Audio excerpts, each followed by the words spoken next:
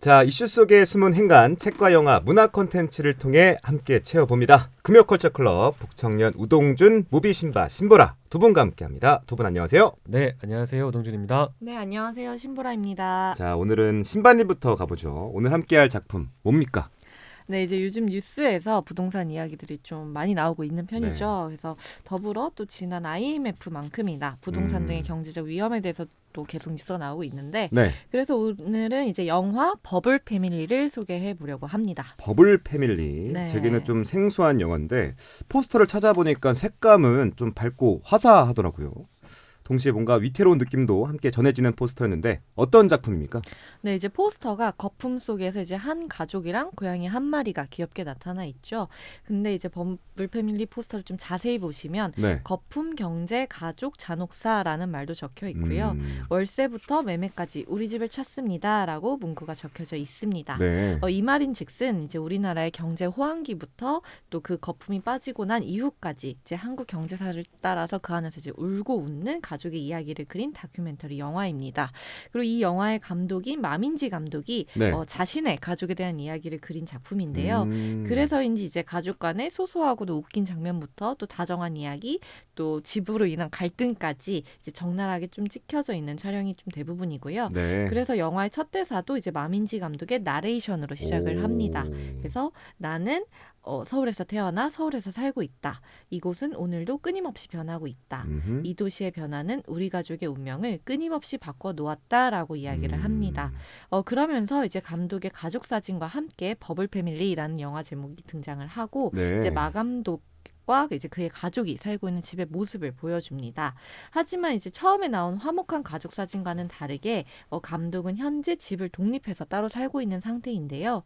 강남을 떠나야만 하는 그런 집안 사정임에도 불구하고 계속 그 영광의 시절을 못 잊고서 부모님들이 계속 그곳에 사는 모습이 좀 지긋지긋해서였기 때문입니다. 네, 그러니까 감독이 자신의 얘기를 다룬 다큐멘터리 영화다 정도 생각하면 될 것 같고요. 또 지극히 사적인 듯 하지만 우리 시대의 한 단면을 적나라하게 드러내고 있습니다.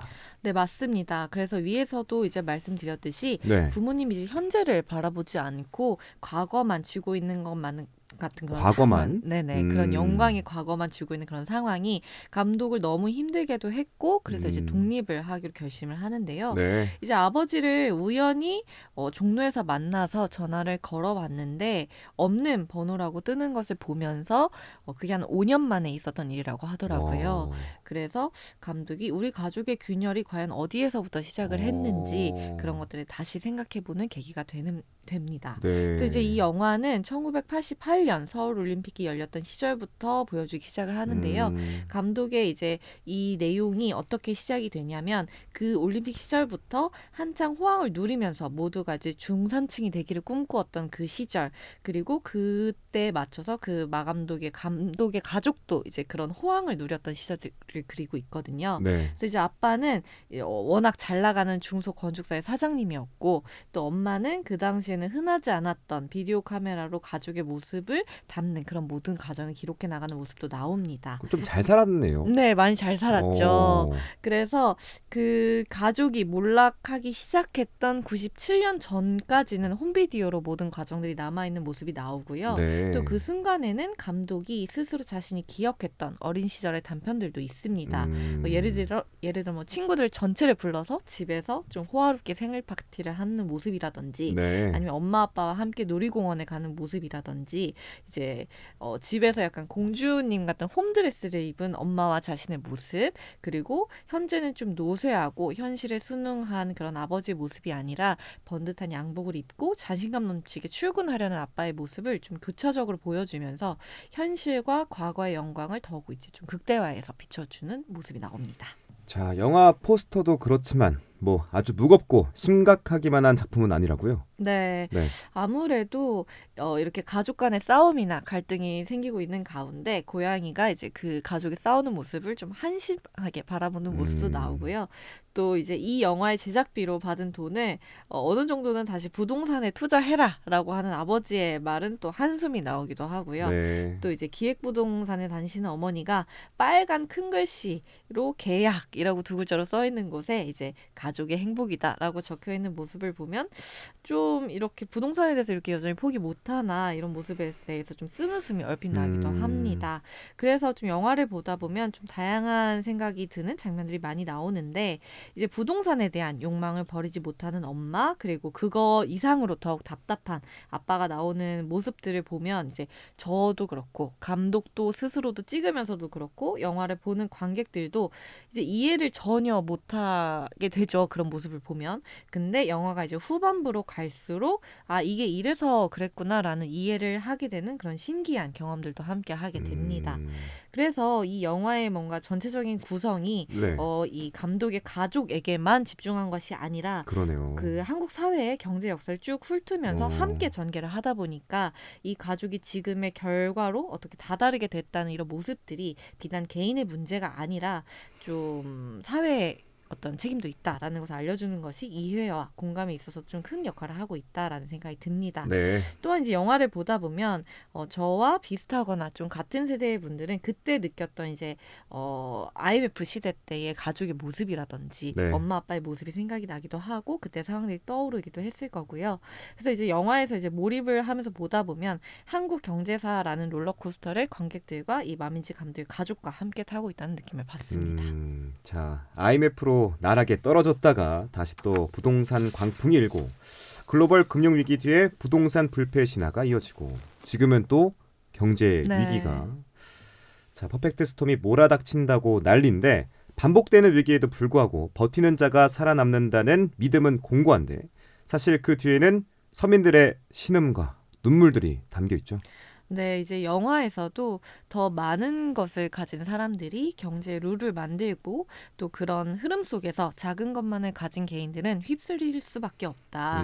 우리는 결국 지는 게임을 할 수밖에 없다라고 이야기하는 지는 장면이 게임을 할 나옵니다. 수밖에 없다. 네. 아하. 그래서 그런 것들이 좀 전반적인 사회의 흐름을 만들고 그 가장 큰 예로 부동산이라고 하는 것에 대해서 좀 무기력하게 왔다 갔다 하는 개인 아마도 대부분의 사람들이겠죠. 네. 이런 모습들은 사실 지금의 상황과도 별반 다르지 않다 보니 더욱 그렇게 느끼게 되는 것 같습니다. 또한 이제 감독 개인의 관점에서는 사실 영화 속에서 생각지 못했던 좋은 점이 나오기도 합니다. 어떤 점이죠? 엄마가 네. 아빠도 그리고 감독도 모르게 사놓은 부동산이 있었고요. 엄마가 네. 오. 그래서 그것을 보러 가면서 네. 영화가 마무리되는데요. 정말 결국에는 해피엔딩인가? 약간은 그래서 그 결국에는 우리 모두의 결국에 해피엔딩은 부동산인가라는 생각도 들고 네. 또 감독 자신도 사실은 이 영화를 만들면서 뭔가 이것들을 비판하려고 영화를 만들었지만 부동산을 보면서 미래의 전망, 자신의 어떤 처음으로 안정적인 토대가 생겼다라는 인터뷰를 진행을 하면서 이런 양가적인 감정을 느낄 수밖에 없었다라는 이야기를 하기도 했습니다.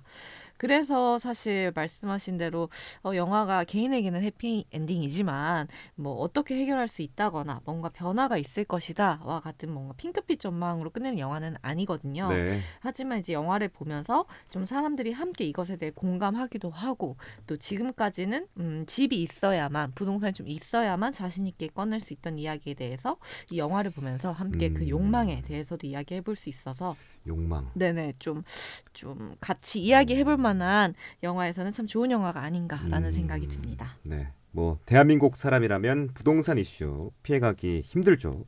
그 어떤 극영화보다 블록버스터보다 공감도, 몰입도가 높은 작품이 아닐까라는 생각이 들고요. 자, 마민지 감독의 버블 패밀리 만나봤고 이 작품과 함께 볼만한 영화들이 몇 개 더 있다고? 어떤 영화죠? 네, 이제 한국 부동산의 욕망의 끝이라고 하면 네. 강남 아파트가 있겠죠. 그래서 이런 아파트 관련해서도 볼 영화가 좀 많은 편인데요. 네. 서울 끝자락에 위치한 둔촌 주공 아파트를 주제로 한 영화들이 좀 많은 편입니다. 왜요? 둔촌 주공 아파트 좀 간략하게 소개를 하자면 네. 서울 강동구에 위치하고 1979년 준공해서 네. 이제 험난한 논의 끝에 2017년에 재개발이 확정된 곳이고요. 그리고 2019년 12월에 최종 철거가 진행된 곳입니다. 그래서 역사가 오래된 만큼 그곳에서 이제 30년 이상 집과 함께 늙어갔던 주민들도 많았고 그곳을 고향이라고 여기는 제 또래 청년들도 있었는데 이제 이러한 주민들의 이야기를 담은 집의 시간들이라는 영화가 있습니다. 그래서 이 영화는 사실 잔잔한 영화로 흘러가는데요. 네. 뭔가 주민들의 이야기가 이제 그 아파트에 살았던 사람들에 대한 이야기, 그런 기억에도 영향을 주기는 하지만 한 집에 오래 살았던 사람들에게도 좀 추억을 불러일으키는 영화이기도 하고요.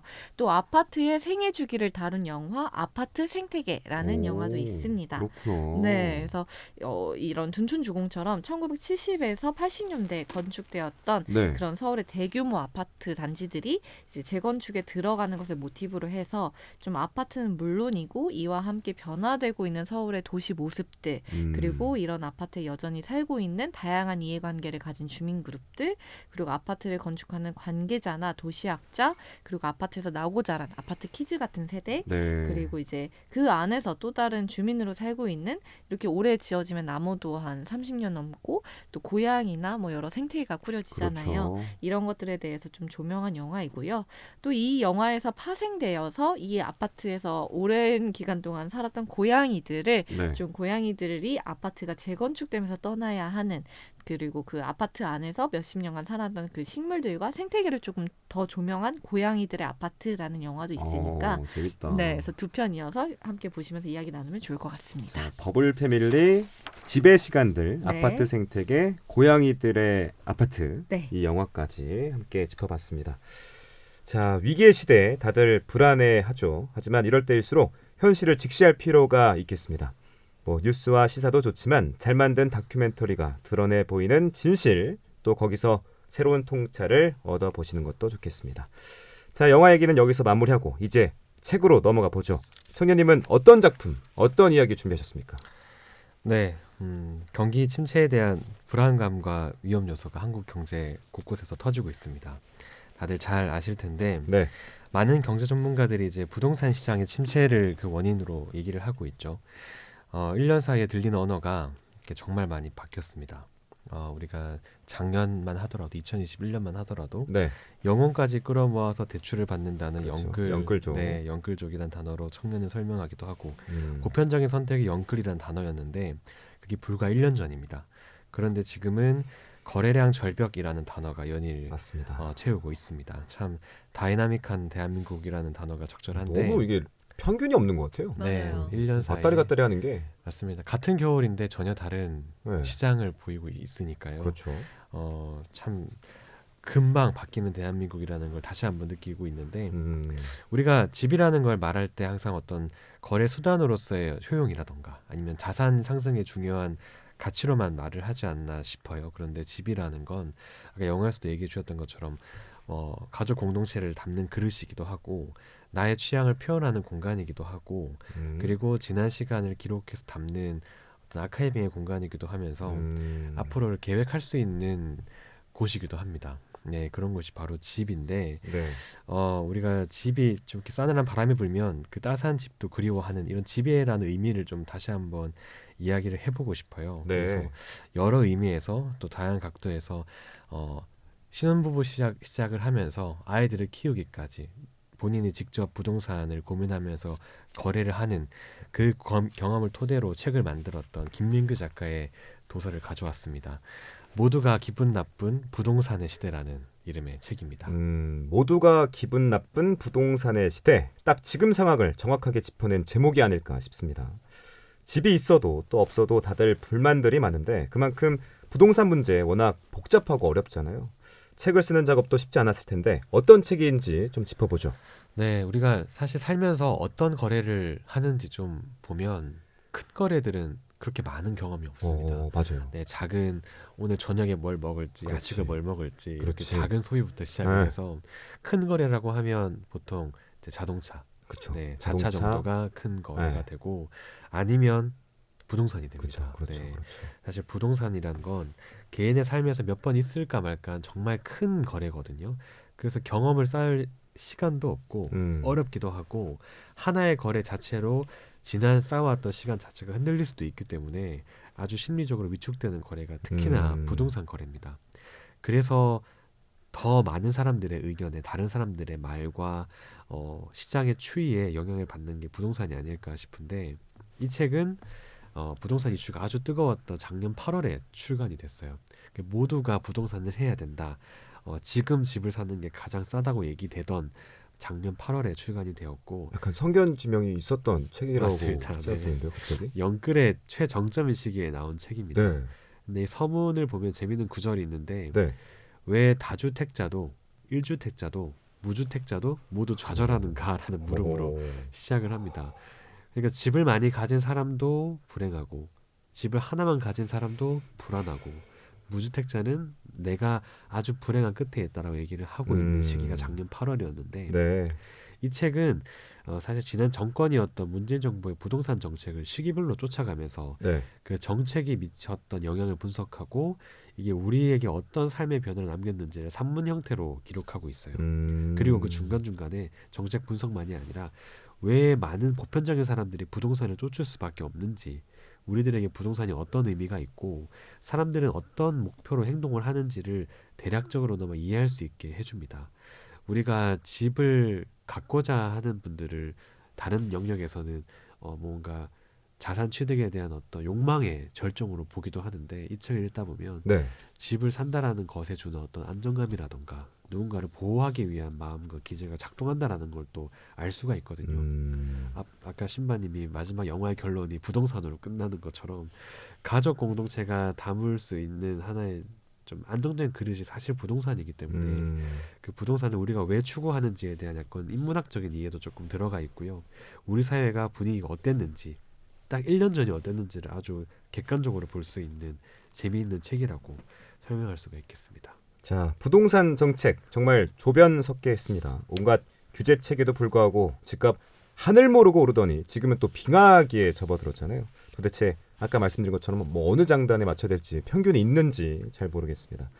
특히 벼락 거지만 되지 말자 영끌 투자했던 청년들 지금 참 난감한 상황이죠. 네, 작년에 영끌로 선택했던 청년들이 지금 사실 가장 큰 위험에 네. 처해져 있고 그분들이 본인이 취할 수 있는 개인 소득의 양은 증가하지 않았는데 그렇죠. 이자율이 네. 워낙 증가를 하다 보니까 빚 내면서 네. 다 끝나가는 네, 상황이 돼버렸어요 지금. 맞습니다. 이게 본인 소득의 거의 절반 이상을 다 음. 대출 이자를 갚는 데 그러니까요. 써야 되는 상황이 되어버렸는데 이 책에서도 이 세대에 대한 문제를 아주 중요하게 다루고 있어요. 세대요. 네. 음. 그 자산 취득의 기회가 줄어든 청년층과 신혼부부에 대한 이야기가 좀 중심적으로 담겨 있고 여기서는 정부 정책에 대한 걸 먼저 비판을 하는데 네. 정부가 공급하겠다라고 했던 임대주택을 보면 아이를 키우거나 시내로 통근해야 하는 맞벌이 부부에게는 선택지가 아니었습니다. 그들은 좋은 선택지로서의 임대주택이 아니었던 거예요. 왜냐하면 주택 공급의 숫자와 양은 충분할 수 있어도 그게 우리가 주거 공간을 택할 때 고려하는 입지의 조건이 있습니다. 교통의 비용도 고려를 해야 하고 문화 인프라도 고려를 해야 되고 무언가 출산과 자녀 계획이 있는 신혼부부 같은 경우는 교육 환경도 고려를 해야 그렇죠. 하는데 보통 임대주택이 외곽 쪽에 있거나 뜬금없이 있어요. 인프라와 상관이 없이. 이런 형태의 정부의 공급 정책이 좀 부족했다. 그리고 정책별로 이게 세대별로 어떻게 인식되었는지에 대한 고민이 부족했는지를 아주 잘 분석을 하고 있습니다. 그리고 청년들이 임대주택을 들어가지 못했던 이유가 마지막 계층의 사다리라는 선택지 때문이었었어요. 마지막 계층의 선택지? 네, 마지막 내가 계층을 올라갈 수 있는 사다리로서의 마지막 선택지가 부동산이었던 겁니다. 네. 이미 주식시장은 많이 과열되어 있었고 예를 들어 내가 대기업의 어떤 전자주식을 사려고 하면 너무나 큰 돈이 필요한데 부동산만큼은 지금 내 재산으로도 지금 내가 받는 대출로도 약간의 들어갈 여지가 있는 그 빈틈이 있었기 때문에 마지막 자산 취득과 자산 상승의 보루였다. 그게 부동산이었기 때문에 수많은 청년들이 부동산을 들어갔다라는 건데 부동산도 사실 담보가 필요하고 큰 현금이 필요합니다. 네. 그래서 들어갈 수 있는 청년과 아닌 청년의 박탈감도 아주 중요한 그렇죠. 이슈였고요. 네. 그래서 또 외부 효과로 나온 게 가상화폐 코인이었었어요. 네, 조금 여력이 되는 청년들은 부동산으로 재빠르게 연끌로 들어갔고 그게 되지 않는 청년들은 연끌을 받아서 자산 취득이 되는 가상화폐로 넘어가는 그러니까 더 잘 살고 밀려나지 않기 위해서 어떻게든 한국 사회에서 내 지금의 수준을 유지하기 위해서 애를 썼던 선택지들이 지금 현재 다 자신들을 목재어오는 네, 오늘의 환경을 다시 위협하는 선택이 되어버리고야 말았는데 이 책을 좀 읽다 보면 작년에 왜 청년들이 그렇게 연끌을 했는지를 이해할 수가 있고요.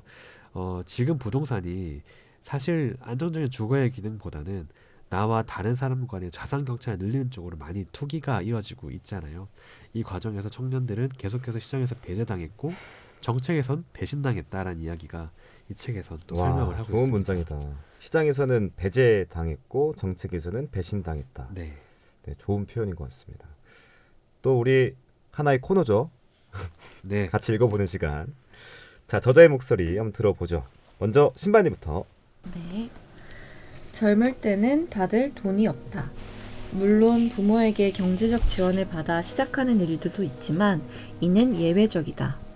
건강한 몸과 영리한 머리, 성실한 습관을 물려받았으면 인생이라는 경주를 달려갈 충분한 조건은 갖춘 셈입니다.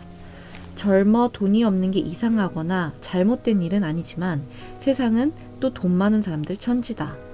어쩔 수 없다. 5천만이 모여 사는 나라에 건물과 집이 이렇게 많은데 그것들에 다 주인이 있으니 말이다. 그 자본은 1, 2년 사이에 축적된 것이 아니라 지난 수십 년간 대한민국의 경제 발전과 더불어 자라왔기 때문에 젊은이가 맨주먹으로 움켜쥐기 어려운 것은 당연하다. 여기에서 갈림길이 시작된다. 당장은 돈이 없지만 조금씩 쌓아 올려 언젠간 내 것을 갖고 조금씩 늘려갈지, 아니면 빌려 쓰는데 익숙해지고 소유는 내 길이 아니라고 선언할지 말이다. 가난하다고 모르겠는가? 새집 좋다는 것을. 다만 그걸 누릴 경제적 능력이 충분치 않았을 뿐이다. 부동산 문제가 단순히 이상적 목표나 당위만으로는 절대 해결될 수 없는 문제라는 것을 짚어내려 했다. 정책은 개인의 삶에 직접적인 영향을 미친다. 특히나 부동산 문제는 우리가 생활하는 주거를 직접적으로 겨냥하기 때문에 모른 척하거나 가벼이 여길 수 없는 성격을 가진다. 네. 어렵네요, 갑자기 마음이. 예. 그 이 책의 거의 8할 이상이 사실은 정부 정책에 대한 비판입니다. 그리고 네. 더 정확히 얘기를 하면 분석이죠. 그래서 분석을 하다 보니 비판할 수밖에 없기 때문에 그런 글이 좀 나오게 됐는데 개별 정책에 대한 분석은 조금 제외를 하고 저자가 이 글을 왜 쓰고 싶어 했는지에 대한 이야기를 좀 가져왔어요. 저자는 부동산 투기가 물론 좋지 않고 옳지 않은 방향이다라는 것도 얘기를 잘 하고 있는데 그와 함께 부동산을 가지고자 하는 욕구 자체가 잘못되지 않았다는 설득을 아주 잘 하고 있습니다. 우리가 어떤 정책을 또 펼치든 간에 명함은 또 항상 있기 마련인데 여기서 작가가 얘기하고 싶었던 건 정책도 중요하지만 그 정부가 정책 대상들을 어떻게 이해하고 있는지가 중요하다. 그리고 정책 대상들이 정책을 어떻게 받아들이는지가 그 당위성보다 더 중요하다라고 얘기를 하고 있습니다. 어떤 정책이 옳았다, 틀렸다, 변명하거나 비난하는 것도 아닌데 이 책을 좀 가만히 읽다 보면 이렇게 부동산이라는 걸 참 무섭고 낯설 수밖에 없는 사람들이 많고 거대한 자산 앞에서 약해지고 있는 사람들, 집이 필요한 사람들, 그리고 새로운 가정과 새로운 보금처를 좀 꾸리고 싶어하는 청년들이 모든 걸 걸고 선택을 해야 하는 게 지금의 부동산이라는 걸 우리가 함께 이해해야 된다고 말하고 있습니다. 네. 아주 정책적으로도 섬세하게 좀 감수성 있게 가야 된다라고 책의 말미에서 설명을 좀 하고 있고요. 한 가지 예시를 좀 들면 작년에 코로나19로 폐업 위기에 있는 호텔들이 있었습니다. 네. 영업을 할 수 없었기 때문에 그 소규모 호텔을 활용해서 그 청년들이 임대주택을 하자는 정책이 있었어요. 호텔을. 네, 호텔을 좀 이렇게 임시적으로 써서. 음. 근데 그게 소상공인과 청년을 모두 위한 정책으로 홍보가 되었는데 네. 입주 단계를 가보니 월세와 관리비 서비스 요금이 훨씬 비쌌습니다. 그래서 당첨했던 청년들 대부분이 포기를 했었어요. 그래서 이게 청년들을 위한 정책이었는지 아니면 그 영업을 못하고 있는 호텔을 위한 정책이었는지 모르겠다는 비난이 좀 많았었습니다. 그리고 청년들을 위해서 만들어진 공공주택 사업을 보면 네. 1인 1실이 기본값이 아니고 타인과 공유하는 어떤 쉐어형 형태의 공간을 기본으로 설계해서 미달되어 있는 공간들이 좀 많아요. 그래서 우리가 의식주라는 고민을 할 때 특히나 집은 우리가 살아가는데 아주 기본적인 요소고 꼭 필요한 부분이기도 하고 또 머물고 어딘가에 살아간다는 게 내 취향이 표현되는 거고 또 안정감의 시작인데 거기에 대한 감수성 있는 선택과 접근이 좀 많이 부족하지 않나 생각을 많이 하고요. 지금 자산이 없다라는 건 네. 내 개인의 사적 영역이 지키기 어렵다는 것과 동일해집니다. 돈이 없는 사람들은 점점 내 개인의 영역이 없어지고 누군가와 공유를 할 수밖에 없는 상황에 가고 있는데 네. 개인의 영역을 지켜주는 것에 대한 의미를 우리가 부동산 가치와 투기의 의미보다는 좀 더 먼저 얘기를 해야 되지 않을까. 우리가 각자 영역을 좀 지켜주는 거에 대한 공공의 의미가 무엇일지 얘기를 좀 더 많이 하고 싶고 앞으로 펼쳐질 정책들이 좀 많이 있습니다. 좀 이전과 다르게 뭐 LTV도 많이 늘려준다고 하고 공급도 늘릴 거다라고 하는데 훨씬 더 섬세한 정책으로 청년들이 좀 차별받거나 내 공간이 없어지거나 배제받는다라는 느낌이 없이 4년 동안 좀 정책이 펼쳐지기를 간절히 바라는 마음으로 앞선 4년의 이야기를 분석하는 책을 가져와 보았습니다. 네. 집값이 올라서 아우성이다가 이젠 시장이 얼어붙어 또 난립니다. 한동안 냉각기가 이어질 텐데 우리도 함께 좀 냉철해질 필요가 있겠습니다. 투자의 비법도 좋고 부자를 꿈꾸는 것도 좋지만 건강한 방식으로 부를 실현하고 누리는 길을 함께 좀 고민해 보면 좋겠습니다. 자, 그중에 가장 핵심적인 질문이 아닐까 싶은데 부동산을 어찌할 것인가 오늘 소개할 작품들로 좀 도움이 됐으면 좋겠다라는 생각이 듭니다. 마민지 감독의 버블 패밀리, 김민규 작가의 모두가 기분 나쁜 부동산의 시대, 두 편의 책과 영화, 그리고 청년 신바 두 분이었습니다. 두 분 오늘 말씀 고맙습니다. 네, 감사합니다. 네, 감사합니다.